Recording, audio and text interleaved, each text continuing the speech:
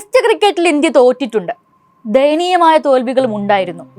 പക്ഷേ ലോക ക്രിക്കറ്റിൽ ഇന്ത്യ വേരുറപ്പിച്ചതിനു ശേഷം ഇത്രയും മാരകമായ തോൽവികൾ ഇതാദ്യമാണ്. T20 ലോകകപ്പ് ജയത്തിനു ശേഷമാണ് തുടർ പരാജയങ്ങളുടെ കഥ ആരംഭിക്കുന്നത്. അതായത് കിരീടം നേടി രാഹുൽ ദ്രാവിഡ് പരിശീലക കുപ്പായം അഴിച്ച് ഗൗതം ഗംഭീർ പുതിയ ഹെഡ് കോച്ചായി വന്നതിനു ശേഷം. ഈ കാലയളവിലെ പല തോൽവികളും എടുത്താൽ ചരിത്രത്തിലെ ആദ്യമെന്ന പട്ടികയിൽ രേഖപ്പെടുത്താവുന്നവയാണ്. തോൽവികളല്ല, പൊരുതാതെയുള്ള തോൽവികളും കയ്യിലുള്ള മത്സരങ്ങൾ കൈവിട്ട് കളയുന്നതുമാണ് നിരാശയുടെ കാതൽ. 140 കോടി ഇന്ത്യക്കാരുടെ പ്രതിനിധിയായിരിക്കും ഞാനെന്ന് പറഞ്ഞ കൊച്ചിന്റെ കുപ്പായമണിഞ്ഞ ഗംഭീർ ആ ഇന്ത്യക്കാർക്ക് മുഴുവൻ നിരന്തരം തോൽവി ഏറ്റുവാങ്ങി കൊടുക്കുന്ന പ്രതിനിധിയായെന്ന വിമർശനത്തിൽ സത്യമുണ്ട്. നമുക്ക് ഗംഭീർ യുഗത്തിലെ ചില കണക്കുകൾ നോക്കാം. കണക്കുകൾ സത്യം പറയട്ടെ. 27 വർഷത്തിന് ശേഷം ശ്രീലങ്കയ്ക്കെതിരെ ഏകദിന പരമ്പര കൈവിട്ടു. തൊട്ടു പിന്നാലെ സ്വന്തം മണ്ണിൽ പരമ്പര തോൽക്കാതെ കാത്ത 14 വർഷത്തെ റെക്കോർഡ് അടിയറവ് വെച്ചു. ഹോം ടെസ്റ്റിൽ 50-ൽ താഴെ റൺസിന് പുറത്തായി. ആദ്യമായി ഒരു ഹോം ടെസ്റ്റ് പരമ്പരയിൽ വൈറ്റ് വാഷ് ചെയ്യപ്പെട്ടു. ഒരു പതിറ്റാണ്ടിന് ശേഷം ബോർഡർ ഗവാസ്കർ ട്രോഫി നഷ്ടപ്പെടുത്തി. ലോക ടെസ്റ്റ് ചാമ്പ്യൻഷിപ്പ് ഫൈനൽ ആദ്യമായി കൈവിട്ടു.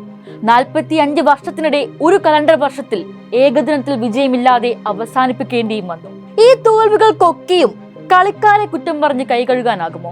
വെറ്ററൻ താരങ്ങളുടെ പരാജയം മാത്രമാണ് ചർച്ചകളിൽ മുഴുവനും. ടീം എന്ന രീതിയിൽ മികച്ച പ്രകടനം കാഴ്ചവെക്കാൻ ഇന്ത്യക്ക് കഴിഞ്ഞിരുന്നു. ബാറ്റിംഗിലാണെങ്കിലും ബോളിംഗിലാണെങ്കിലും ഒരാൾ മികച്ച പ്രകടനം നടത്തുമ്പോൾ മറ്റൊരാൾക്ക് പിന്തുണ നൽകാൻ സാധിച്ചിരുന്നു. ജയവും സമനിലകളും മുന്നിൽ വന്നു നിന്ന സാഹചര്യങ്ങളിൽ അത് മുതലാക്കാൻ ടീമിന് കഴിഞ്ഞിരുന്നു. മോശം ഫീൽഡിംഗ് കൈവിട്ട സാധ്യതകൾ എന്തൊക്കെയാണ്? വിരാട് കോഹ്ലി അടക്കമുള്ള സീനിയർ താരങ്ങൾ ഒരേ പിഴവ് പലതവണ ആവർത്തിക്കുമ്പോൾ ഓപ്പണിംഗ് ബാറ്റർ ഹെഡ് കോച്ചിനും ബാറ്റിംഗ് കോച്ചിനും 8ാം തവണയും ഇടപെടാനായില്ലേ? സ്പെഷ്യലിസ്റ്റ് താരങ്ങളെ ഒഴിവാക്കി ഓൾറൗണ്ടർമാരെ സെലക്ട് ചെയ്ത ശേഷം അവരെ വേണ്ട രീതിയിൽ പ്രയോഗിക്കാനായി. ക്യാപ്റ്റൻ എന്ന രീതിയിലും ബാറ്റർ എന്ന രീതിയിലും പരാജയപ്പെട്ട രോഹിത്തിന്റെ തലയിൽ മാത്രം കെട്ടിവെക്കാനാകുമോ പരാജയ കാരണങ്ങൾ?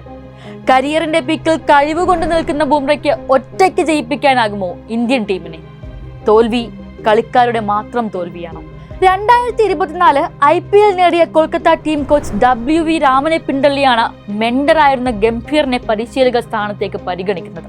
ഞാൻ കോച്ച് ആകണമെങ്കിൽ ഞാൻ പറയുന്ന സഹപരിശീലകരെയും കളിക്കാരെയും തരണമെന്ന നിബന്ധന ഗംഭീർ മുന്നോട്ട് വെച്ചു. ചോദിച്ചതെല്ലാം കിട്ടി. അഭിഷേക് നായർ ബാറ്റിംഗ് കോച്ചായി, ആൽബി മോക്കൽ ബോളിംഗ് കോച്ചായി, ടെൻ ഡോഷെ ഫീൽഡിംഗ് കോച്ചുമായി. എന്നിട്ടും ടീമിനും രാജ്യത്തിനും വേണ്ടത് നൽകാൻ ഗംഭീറിനായില്ല. ഈഗോയും താൻ പോരുമയും മാത്രം മതിയാകില്ലെന്ന് ഇപ്പോൾ ഒരുപക്ഷെ ഗംഭീർ മനസ്സിൽ പറയുന്നുണ്ടാകണം. അപ്പുറത്ത് അപ്രതീക്ഷിതമായി T20യിൽ VVS ലക്ഷ്മണൻ മികച്ച ടീമിനെ ഉണ്ടാക്കാനാവുന്നുണ്ട്. സഞ്ജു, അഭിഷേക് എന്നിവർക്കൊക്കെയും അവസരം ലഭിക്കുകയും വിനിയോഗിക്കുകയും ചെയ്യുന്നുണ്ട്. ഇന്ത്യയുടെ കോച്ചായി പരിഗണനയിലുണ്ടായിരുന്ന ലക്ഷ്മണനെ തഴഞ്ഞത് BCCI തിരിഞ്ഞുകൊത്തുകയാണോ? സീനിയർ താരങ്ങളോട് ആഭ്യന്തരം കളിക്കൂ എന്ന് ഉപദേശിക്കുന്ന ഗംഭീറിനോട് ഗെയിം പ്ലാനുകൾ സെറ്റ് ചെയ്യൂ, തന്ത്രങ്ങൾ മെനയൂ എന്ന് പറയാനും ആരെങ്കിലും വേണമല്ലോ.